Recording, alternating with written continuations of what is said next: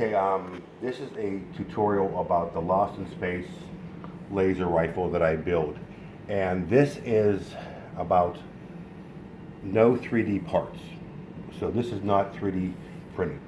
And I want to show the average person how they can do this. I get emails 3-4 times a month about a certain part, how do you do this, how do you do this? I don't have a 3D printer, so we're going to forget about the 3D print tonight, and we're going to go with the old school method. Because back in the day, most of these parts, before they had 3D prints, were hard casted parts made of fiberglass or urethane. So what I'm focusing on tonight are these. I get a lot of questions about these. The top ring. Okay, so the first part is I'm going to show you this. This is made out of cardboard, or that stuff you use in school for doing displays. This was my template. This is the newer template. Back in the day, I did this. This was urethane, casted with the ring. Now, with the advent of the Irwin Allen page, you can see there's better pictures. A lot better. Let me give you some more light in here, okay? There's better pictures of everything here. And there's a program you can have that will take this. This gun is supposed to be 36 to 38, maybe 40 inches long, so you can approximate the size of each one of these things here. So for this one here, I'm going to show you how I did it. Okay, I made this template which will fit on the end part of this barrel. This is PVC. Pretty close. All right, okay, so you take it from there, and I went to styrene. This is regular styrene. Now, based on these photos, I have other photos that show you close-ups of this, so let me take a minute and show you my file right here.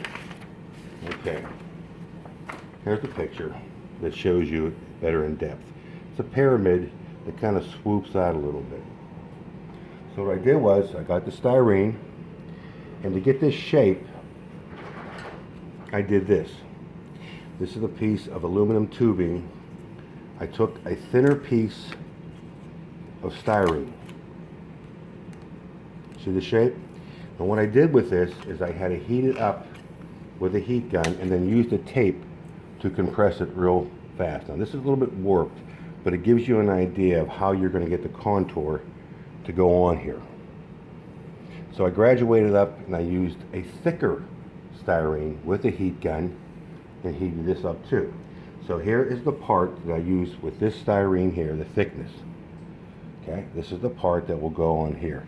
Now you can see it's still a little bit over. You can adjust this with heat. This is a piece of cut styrene. So you take this, another piece of styrene, and you put these together. Let me just kind of leave it there for a second, and that won't stay. So there you go. You got it. You can shape it. So this will go forward. This will sit like this, and there you go. So this curve is a lot smaller, so you have to heat this up more. And what I did for the power pack, I call it the, you can see how it sits, so it would go on there and sit perfectly, and you can see it here,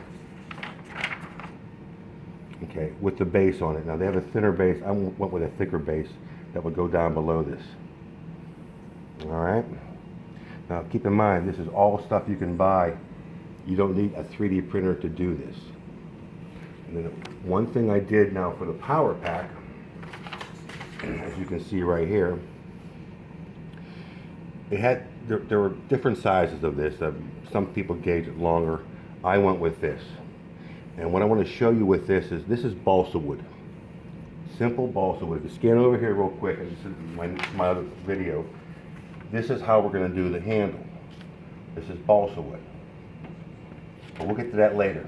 We'll focus on this right here. So for the power pack, balsa wood. I went ahead, used styrene again. I shaped the styrene, which will fit onto your PVC. This will also go on here, and you're probably wondering, well, it's not quite straight. I know. Now, to achieve a curve, you would get a long piece of PVC like this.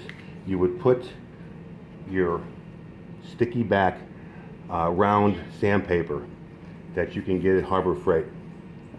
Then you would take it like this, you would rub it. Now you can also achieve this with a Dremel. You can achieve it with a Dremel to get the curved look that will fit on your template. Now I went with a template even though it doesn't really focus on it. Let me get a photo for you, bear with me. This is one of the original laser rifles. There's a small lip there, but it's not screwed down. I didn't feel secure putting this on here and having to screw down into here, screw down into here. So I went with a prefab lip that I made out of styrene by heating it again, see, on here. So I'm going to do another video to show you how you can omit using a Dremel or sanding it to achieve the curve. These are all drilled out. Oh, let me get right here. This is a second one that I did. You can see how it's cut out here. It's got a nice cutout for it. It will lay perfectly on there. You can see the two sizes. Different versions, different photographs, but I went with this one right here. It's more inclined to be true to these. Now these are surplus indicator lights. They are LH76-3 by Dowlite. And these were produced back in the 50s and 60s. And of course they would fit into here. Well, a little bit too long unless you go into the barrel. So I went ahead and I made a replica of it out of urethane. There's a bulb in there, and you just simply screw a new socket and place it into here. So I've gone over the supports. You can see the earlier versions. You can see the current version, which is really nice, really accurate. And all I created it with is with styrene. So you don't need a 3D printer to create some of these parts. It just takes a little bit of manpower, a little bit of know-how, heat gun, and some materials which are easy to find. So this is the first part of the power pack. Later on, I'm going to go with the handle. I'm going to give you a source for these. I'm going to show you how this is made, which is a trigger, which it takes a different curve later on. And then I'm going to go over the materials that are included for the PVC, what kind to get, the thinner bodies, and whatnot. Then I'm going to go over the handle, the stock, and how the handle was created and what material. So I hope this helps a lot of people out. I do get a lot of emails. I know you don't want to spend a lot of money, $1,000, sometimes more, on a nice prop. This is a way to get you to where you want to get if you don't mind doing a little bit of work. So if you like these tutorials, please drop me a line, tell me what you're interested in, tell me what I can help you with. I'm a prop maker, I'm a prop lover, and I want to help you achieve what you want. So thanks for watching, and give me your feedback. Thank you.